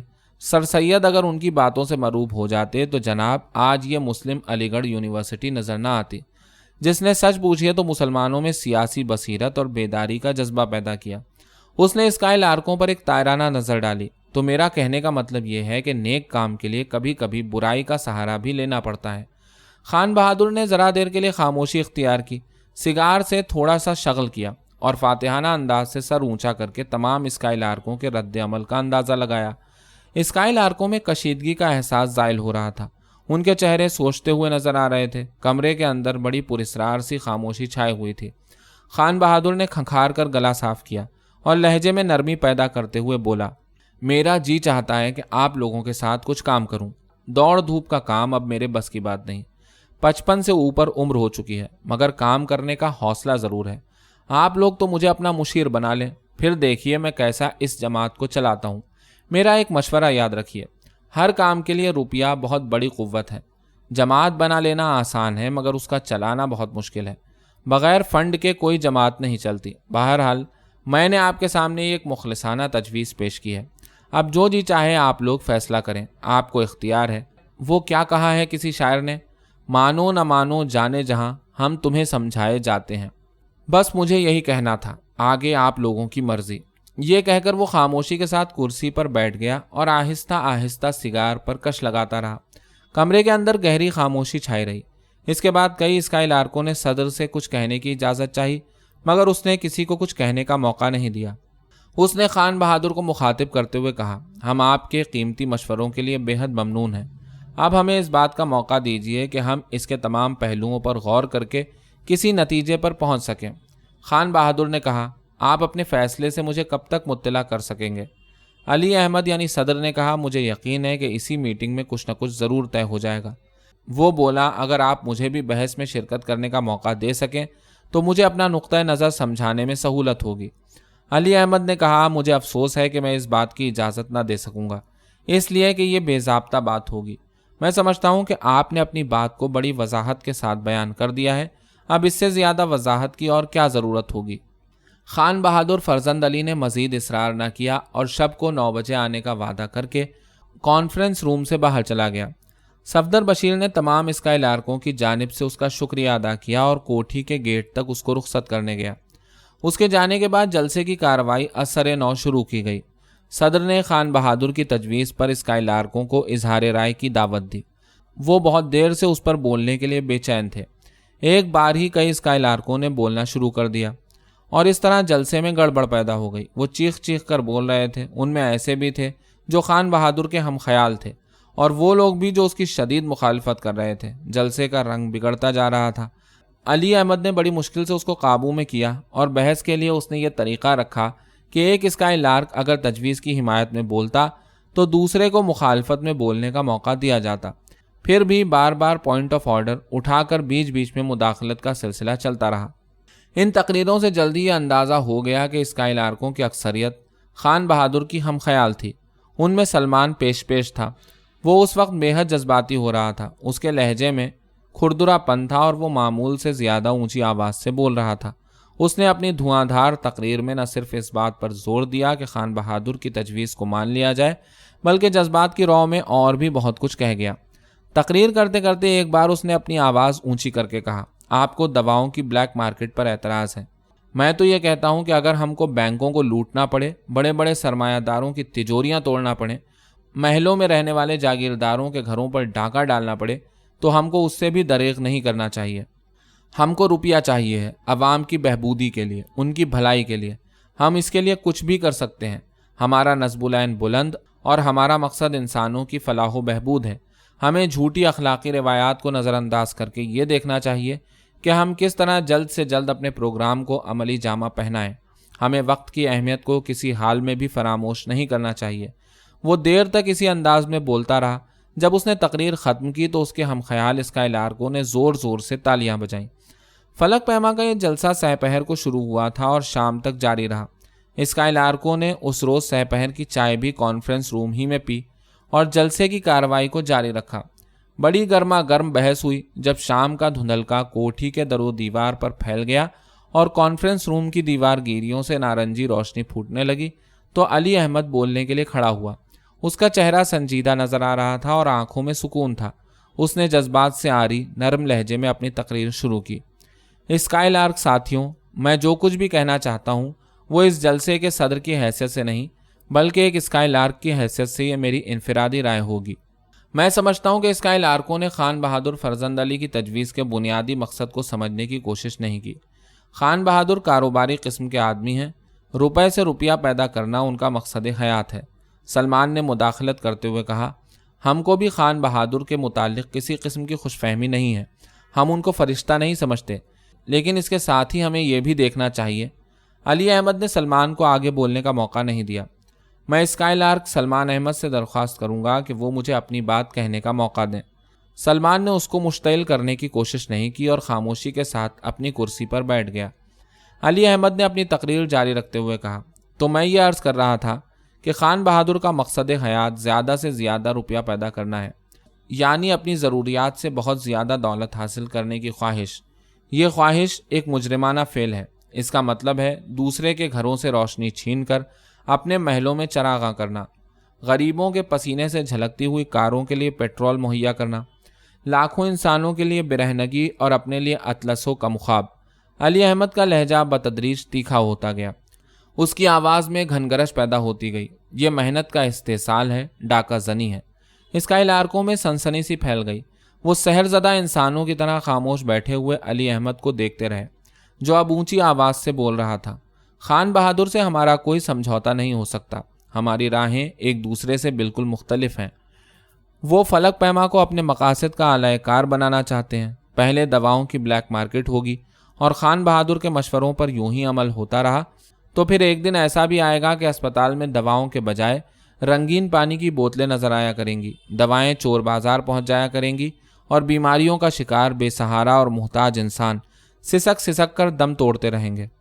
علی احمد نے ہاتھ اٹھا کر انگشت شہادت سے بلندی کی طرف اشارہ کر کے کہا، میں اس تجویز کے پس پردہ فلک پیما کی تباہی دیکھ رہا ہوں، اسکائی لارکوں کا عبرتناک انجام۔ جلسے پر سناٹا چھا گیا۔ ہر اسکائی لارک دم بخود بیٹھا تھا۔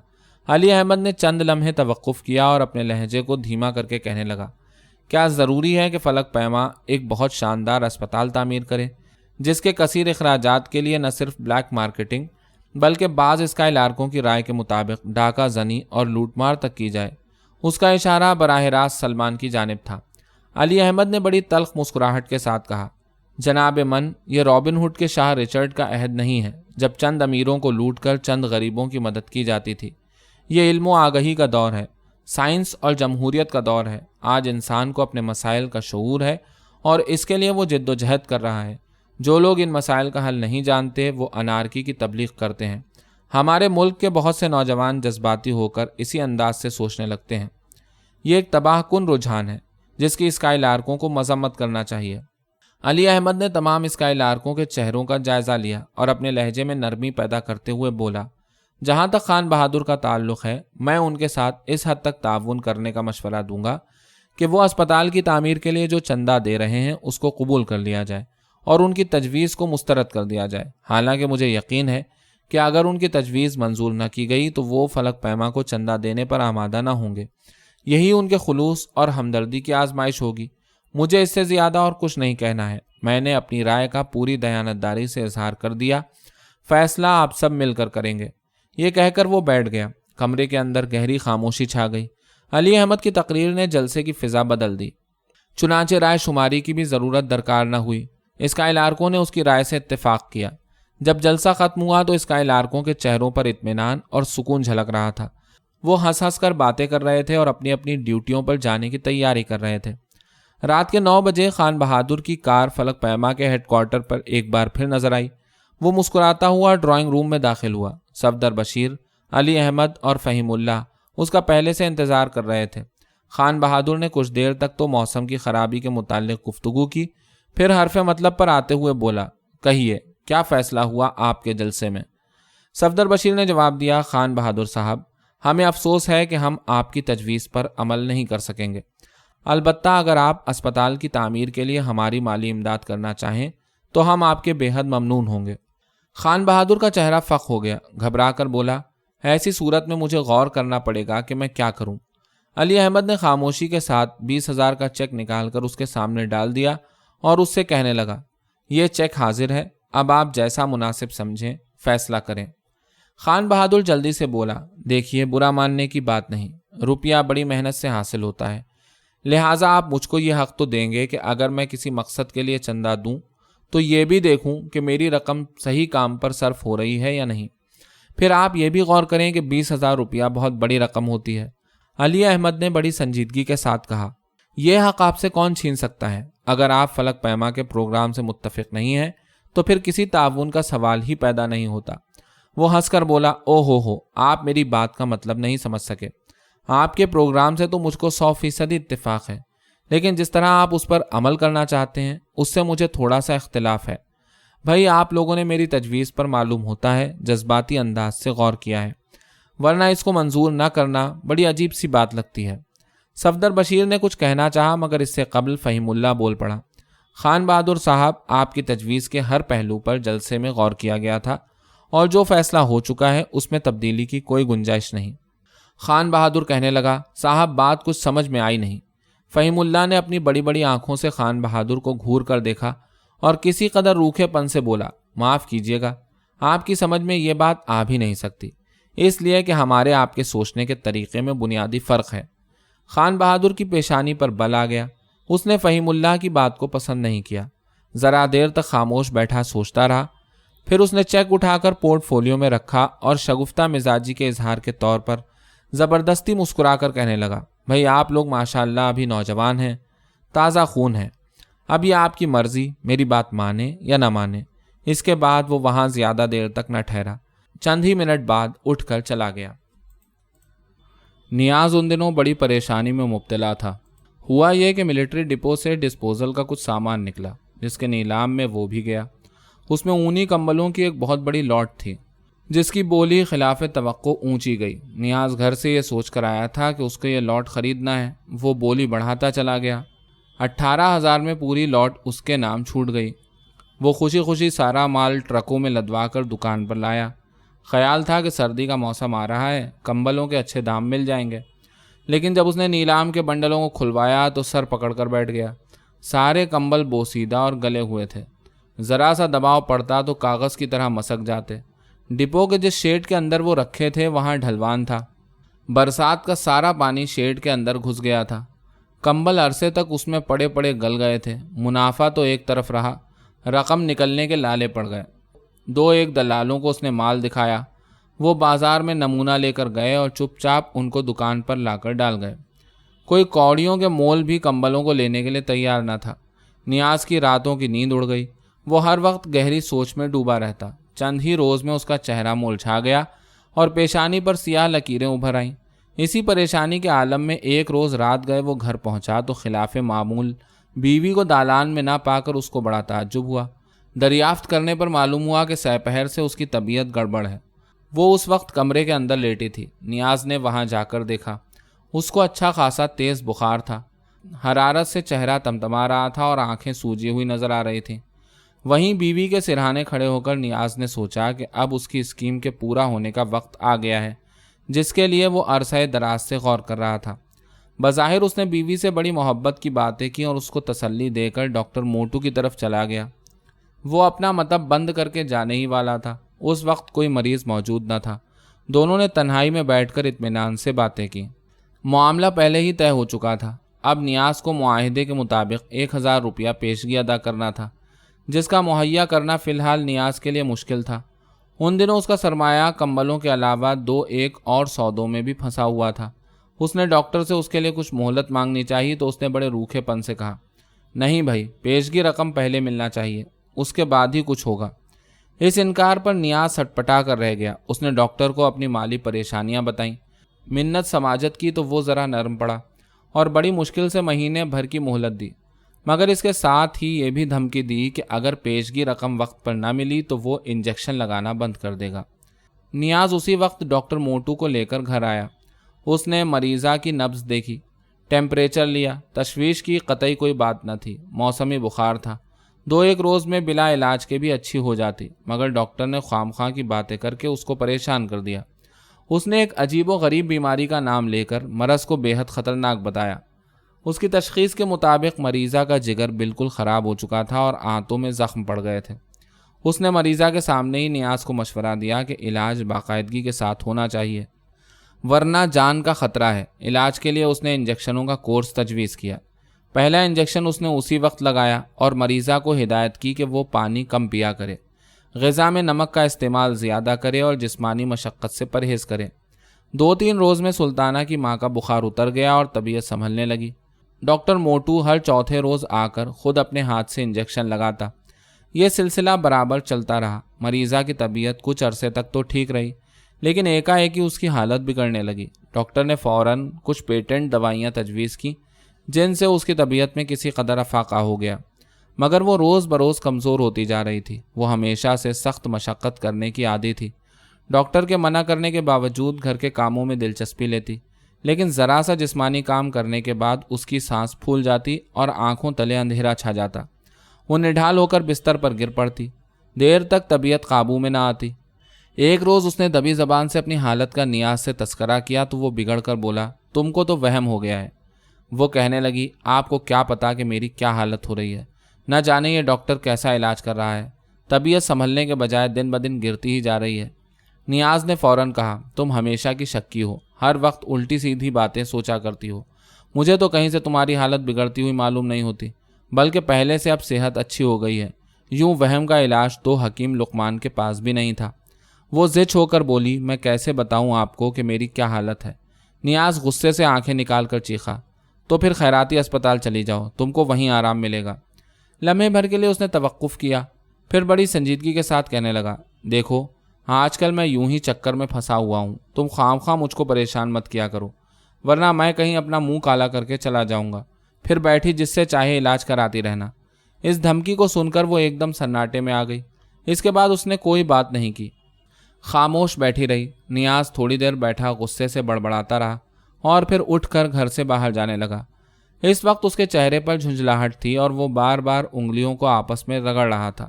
اس کو جاتے دیکھ کر بیوی نے کہا، اب اتنی رات گئے کہاں جانے کا ارادہ ہے؟ وہ جھلا کر بولا، جہنم میں۔ وہ اٹھ کر اس کی جانب بڑھی، آپ کو میری قسم جو گھر سے باہر گئے۔ نیاز کے قدم دروازے تک پہنچتے پہنچتے سست پڑ گئے۔ وہ اس کے قریب پہنچی اور اس کا بازو پکڑ کر دالان میں لے آئی۔ نیاز روٹھے ہوئے بچے کی طرح منہ پھلا کر بستر پر لیٹ گیا اور بیوی سرہانے بیٹھی دیر تک اس کا سر دباتی رہی۔ اس دن کے بعد اس نے پھر نیاز سے اپنی گرتی ہوئی صحت کے متعلق ایک لفظ نہیں کہا۔ علاج کا سلسلہ جاری رہا، انجیکشن لگتے رہے اور اس کا جسم چھپکلی کی طرح پیلا پڑتا گیا۔ اس کو ایسا محسوس ہوتا جیسے دل اندر ہی اندر بیٹھا جا رہا ہے۔ اس کا دم باولا ہو جاتا اور اختلاجی کیفیت طاری ہو جاتی۔ علاج کرتے ہوئے چوتھا ہفتہ شروع ہو گیا۔ نیاز کو ڈاکٹر کی رقم کی فکر تھی۔ وہ 1000 روپیہ دے تو سکتا تھا، مگر اتنی رقم کا اس کے پاس سے نکل جانے کا یہ مطلب ہوتا کہ اس کی دکان بیٹھ جاتی۔ ان دنوں وہ 2-2.5 ہزار روپے کے لوٹ پھیر سے اپنا کاروبار چلا رہا تھا۔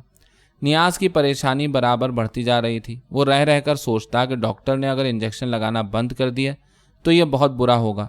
انشورنس کی پہلی ششماہی قسط جو اس نے کئی ہزار روپے کی صورت میں ادا کی تھی ڈوب جائے گی، اس لیے کہ بغیر انجیکشنوں کے بیمہ کی پالیسی کو جاری رکھنا فضول تھا۔ وہ اسی ذہنی الجھن میں مبتلا تھا کہ ایک روز شام کے وقت خان بہادر فرزند علی کا ایک کارندہ نیاز کے پاس آیا۔ اس کی باتوں سے پتہ چلا کہ خان بہادر کو کسی دلال کے ذریعے یہ معلوم ہوا تھا کہ نیاز کے پاس خاصی بڑی تعداد میں کمبل موجود ہیں اور جن کو نکالنے کے لیے وہ بہت کوشاں ہیں۔ خان بہادر کے آدمی سے بات کچھ ڈھنگ سے نہ ہو سکی، لہٰذا اسی رات وہ خان بہادر فرزند علی سے خود ملا۔ وہ بڑے تپاک سے پیش آیا۔ اپنے خوبصورت ڈرائنگ روم میں بٹھا کر اس نے نیاز کو گرم گرم چائے پلائی۔ پھر اس نے پاس رکھی ہوئی فائل کھول کر ایک ٹائپ کیا ہوا کاغذ نکالا اور نیاز کو وہ کاغذ دکھا کر بولا، میرے پاس 5000 کمبلوں کی سپلائی کا یہ سرکاری آرڈر ہے۔ اگر آپ سے معاملہ پٹ جائے تو آپ کا سارا اسٹاک نکلوا دوں گا۔ نیاز نے فوراً کہا، تو پھر اس میں سوچنا کیا ہے، کچھ ایسا بھاؤ لگا دیجئے کہ مجھ کو بھی کچھ بچ جائے، میں سارا مال دینے کو تیار ہوں۔ خان بہادر بولا، دیکھیے میں کمبل خود نہیں خریدوں گا، آپ کا مال میرے توسط سے جائے گا، ریٹ طے کرنے کی ضرورت نہیں، میں نے اپنے ٹینڈر میں 10 روپے فی کمبل کا ریٹ دیا تھا، گورنمنٹ نے وہ ریٹ منظور کر کے سپلائی کا آرڈر دے دیا ہے۔ نیاز کی سمجھ میں خان بہادر کی پوری بات نہ آئی، کہنے لگا، حکومت تو آپ کو 10 روپے فی کمبل کے حساب سے پیمنٹ کرے گی، مگر آپ مجھ کو کیا دیں گے؟ خان بہادر کو اپنی بات کی مزید وضاحت کرنا پڑی۔ دیکھیے اس کی ایک صورت تو یہ ہو سکتی ہے کہ میں آپ سے کمیشن لوں، مگر میں کمیشن پر سودا کرنا نہیں چاہتا۔ میری شرائط یہ ہوں گی کہ اس سپلائی سے جو منافع ہوگا اس کے 3 حصے دار ہوں گے، میرا اور آپ کا 40% کا برابر کا حصہ ہوگا، 20% کا حصے دار ایک سرکاری افسر ہوگا جس کے ذریعے یہ ٹینڈر منظور ہوا ہے اور جس سے آئندہ سپلائی میں بھی مدد ملے گی۔ اب جیسا آپ مناسب سمجھیں وہ طے کر لیں۔ نیاز نے سوچا، سودا تو بہت اچھا ہے، 30,000 روپے سیدھے سیدھے بچتے تھے، اس کے لیے تو کمبلوں کا نکالنا ہی ایک مصیبت تھی، کہاں اتنا بڑا منافع۔ اس نے بڑی مشکل سے اپنی خوشی کو قابو میں کیا اور اس سے کہنے لگا، مجھے آپ کی یہ شرط تو منظور ہے، اور جو کوئی شرط ہو وہ بھی بتا دیجیے۔ خان بہادر ہنس کر بولا، یہی بنیادی شرط ہے، اور جو کوئی چھوٹی موٹی قانونی شرائط ہوں گی وہ ہم معاہدہ کرتے وقت طے کر لیں گے۔ نیاز کو بڑی مسرت تھی کہ اتنا اچھا سودا اس قدر آسانی سے طے ہو گیا۔ دونوں نے سپلائی کے متعلق کچھ کاروباری سی باتیں کی اور یہ طے کیا کہ وکیل کی معرفت جلد ہی آپس میں معاہدہ ہو جائے۔ اس کے بعد نیاز گھر واپس آ گیا۔ اس روز وہ خاصا مطمئن نظر آ رہا تھا، اس کے چہرے پر ہر وقت جو دھندلا سایہ چھایا رہتا تھا وہ دور ہو گیا۔ تیسرے روز معاہدے پر دستخط ہو گئے۔ سرکاری افسر کے حصے کا اس میں تذکرہ نہ آیا، اس کو اخراجات کی ایک فاضل مد میں ڈال دیا گیا۔ نیاز نے معاہدے کی نقل لے کر جیب میں رکھی تو اس کو ایسا محسوس ہوا جیسے اس کی جیبیں نوٹوں کی گڈیوں سے بھر گئی ہیں۔ اس وقت خان بہادر اس کو بڑا سیدھا اور نیک آدمی معلوم ہوا، بات بھی کچھ ایسی ہی تھی۔ خان بہادر چاہتا تو اس سے بہت سستے داموں میں کمبل خرید کر اچھی رقم پیدا کر سکتا تھا۔ اس سپلائی کی نوعیت یہ تھی کہ شدید بارشوں کے باعث ملک کے شمالی علاقوں میں زبردست طغیانی آ گئی تھی، سینکڑوں بستیاں اجڑ گئیں، ہزاروں انسان بے گھر ہو گئے، طرح طرح کے وبائی امراض پھیل گئے، لوگ دھڑا دھڑ بیمار پڑ رہے تھے۔ حکومت نے ان کی امداد کے لیے جگہ جگہ ریلیف کیمپ کھول دیے تھے۔ سیلاب زدگان کے لیے جن اشیاء کے فراہم کرنے کی ضرورت تھی ان میں کمبل بھی شامل تھے۔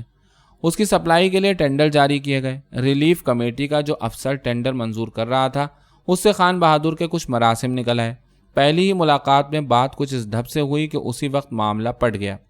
خان بہادر اور نیاز دونوں معاہدہ ہو جانے کے بعد اپنی اپنی جگہ بہت مطمئن تھے، لیکن جب منظوری کے نمونے کا کمبل بھیجا گیا تو کچھ عرصے کے لیے وہ پریشانی میں ضرور پڑ گئے، اس لیے کہ اگر نمونہ مسترد ہو جاتا تو ان کا سارا پروگرام ریت کے محل کی طرح بیٹھ جاتا، لیکن نمونے کی نامنظوری کا سوال ہی پیدا نہ ہوتا تھا۔ جو افسر اس کو پاس کر رہا تھا اس کا سپلائی میں 20% کا منافع تھا، چنانچہ فوراً ہی نمونے کی منظوری آ گئی اور مال سپلائی ہونا شروع ہو گیا۔ گلے ہوئے بوسیدہ کمبل نیاز کی دکان سے نکل کر ریلیف کیمپوں میں پہنچنے لگے اور وہاں سے سیلاب کے ستائے ہوئے پریشان حال لوگوں میں تقسیم کر دیے جاتے۔ ہفتے بھر کے اندر اندر سپلائی کا کام ختم ہو گیا۔ 15 روز بعد خان بہادر نے اپنے رسوخ سے بل منظور کرا لیا اور کمبلوں کا سارا حساب وصول ہو گیا۔ اصل رقم اور خرچ نکال کر 25,000 کا منافع ہوا۔